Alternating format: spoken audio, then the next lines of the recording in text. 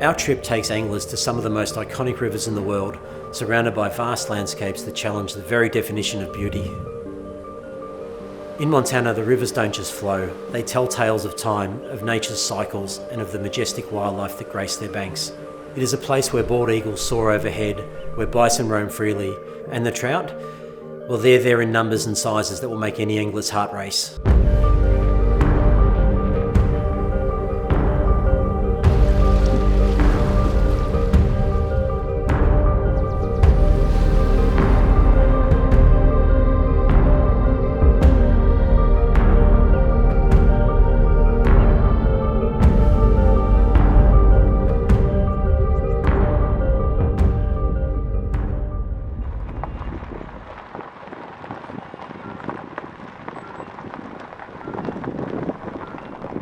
Just died and woken up in heaven.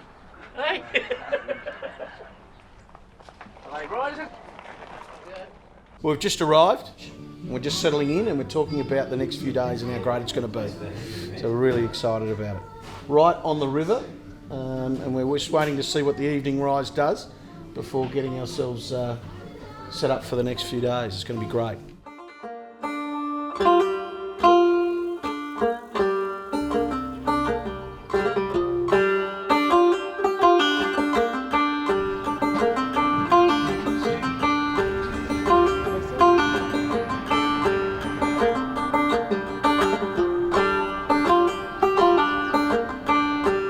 Yeah, the town of Craig, population of 41 or 42. If you come through there in November, it's a ghost town, and then May 1st hits and all of my peers and wonderful friends around the state start to filter in and start to chase these big rainbows and brown trout. The Missouri is a tailwater, so it just holds right now about 6,000 trout per mile starting at the dam. It's the best dry fly fishing potentially in the lower 48, flat water. Sight fishing, you post up and fish to rising trout that you're seeing feed visually. It's just a fish factory, and it has been the most resilient fishery in the state. This year and last year is the second highest population of trout we've seen since they've been recording, so it's amazing.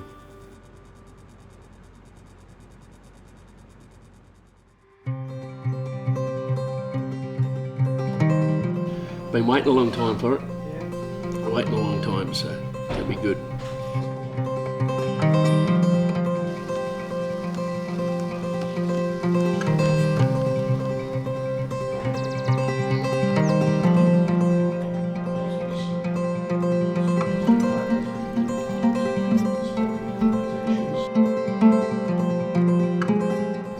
Build up, the anticipation's been massive, and we're ready to wet a line and wrestle a few of these trout.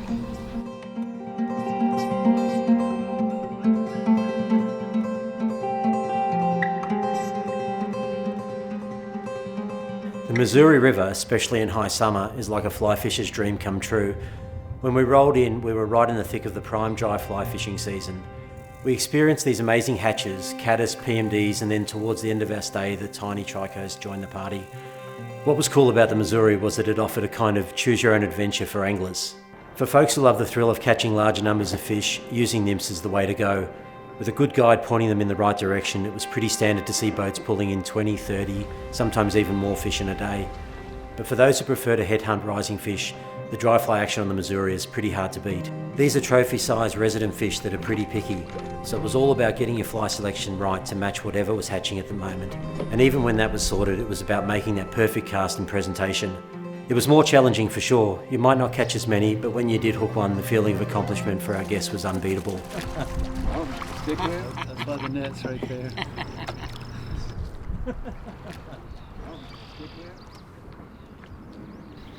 The bugs are non-stop.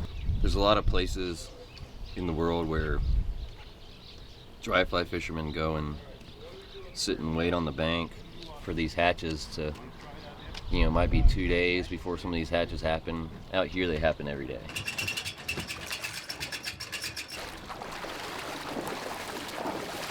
When those PMD hatches came through, you couldn't count the amount of rising fish, and one of the hardest things was actually focusing on your fly and the fish you're fishing to. There were just so much going on, so many bugs, fish rising everywhere, that It was quite easy to get distracted, look over to the left, and then your fly would be eaten.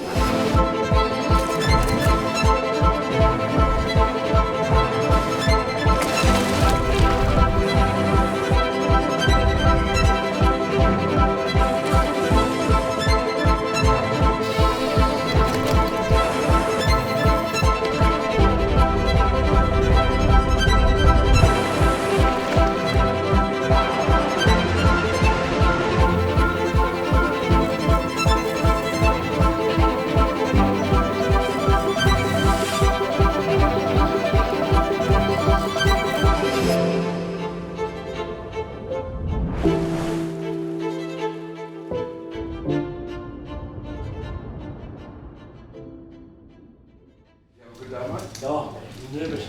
You got a Montana fish? I got a Montana fish on a dry. Drifted down, took it, lifted, got him. How was it? No, honestly, it was brilliant. It was just a brilliant day. Whew, where do we go from here? Evenings by the Riverside Lodge on the Missouri were honestly one of the highlights of the trip, and it wasn't just because of the spectacular views or the fishing stories. There is this unique camaraderie that forms when you have a group of people all equally passionate about fly fishing. There was a mix of sharing photos, swapping stories. As the sun set, it was moments like these that cemented the trip as a once-in-a-lifetime experience.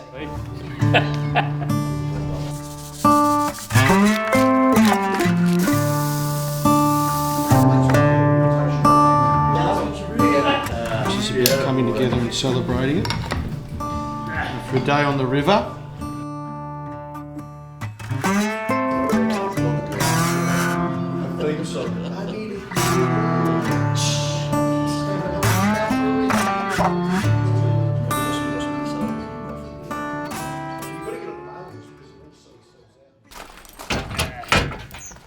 And he's the super fisherman as well.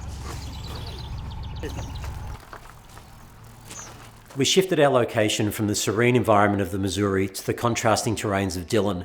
As we made the journey from Craig, the landscape morphed dramatically, revealing a whole new side of Montana.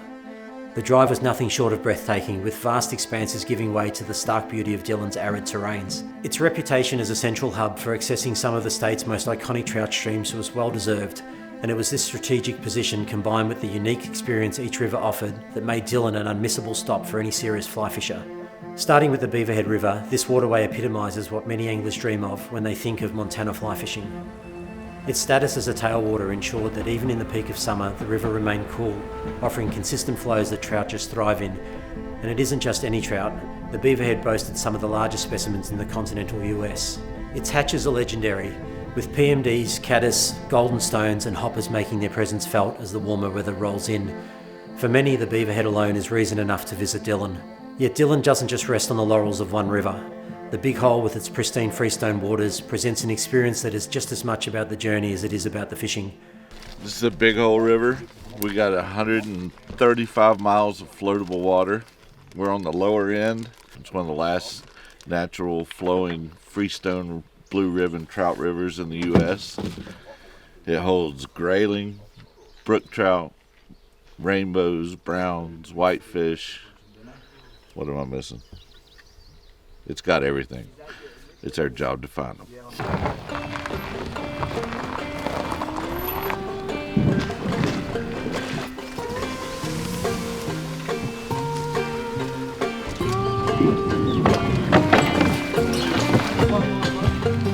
Good one, boys.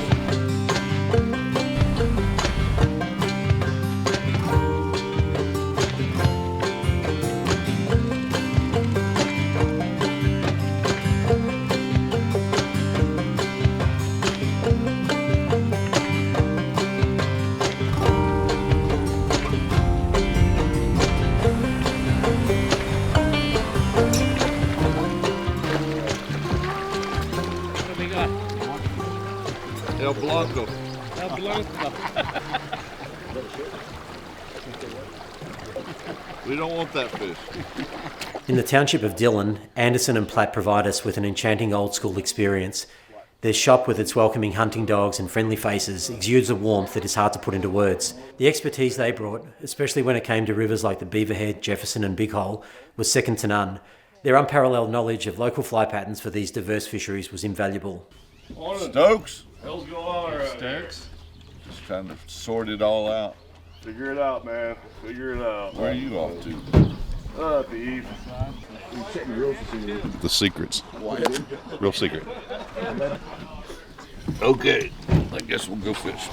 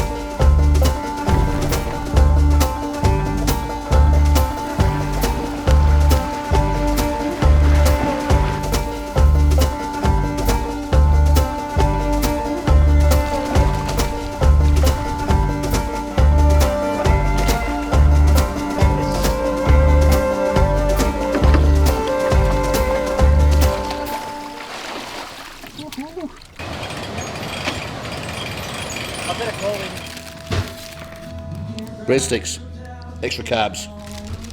Been a tilt down of water.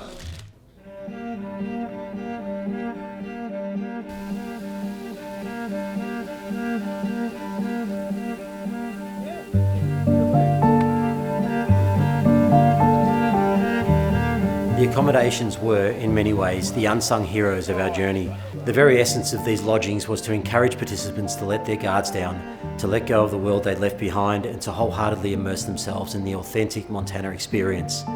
It was these moments, these serene introspective pauses, that added layers of depth to our journey. They transformed our trip from a mere fishing expedition to a soulful journey into the very best of Montana.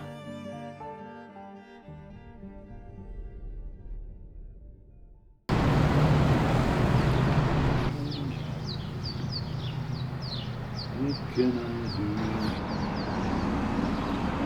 final chapter of our journey, in proximity to the iconic Yellowstone National Park, truly encapsulates what made this adventure one for the books. The park is an exhibition of nature's marvels. Geothermal wonders, like erupting geysers and boiling springs, provided a window into the Earth's subterranean processes, leaving visitors in awe.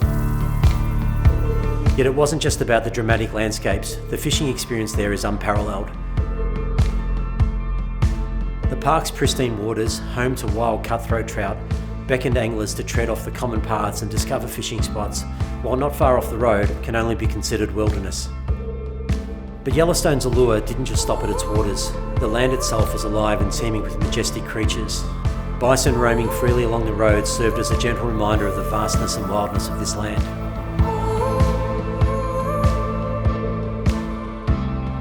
In essence, while fishing was a cornerstone of our Yellowstone experience, the park offered so much more. The raw, unfiltered beauty of the park served as the perfect exclamation point to conclude our epic journey, leaving us with memories and tales that will last a lifetime.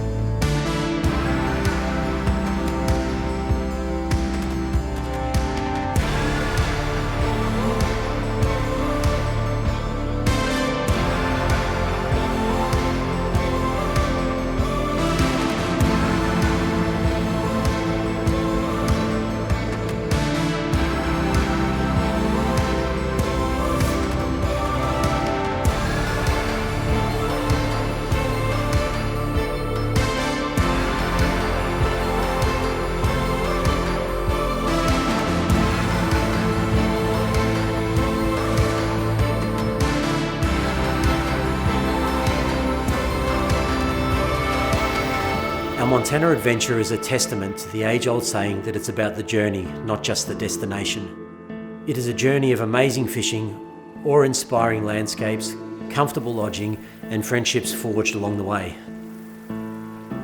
It was a welcome respite, a chance to swap the cold for adventure and to immerse oneself in an environment that, while vastly different, feels strangely like home.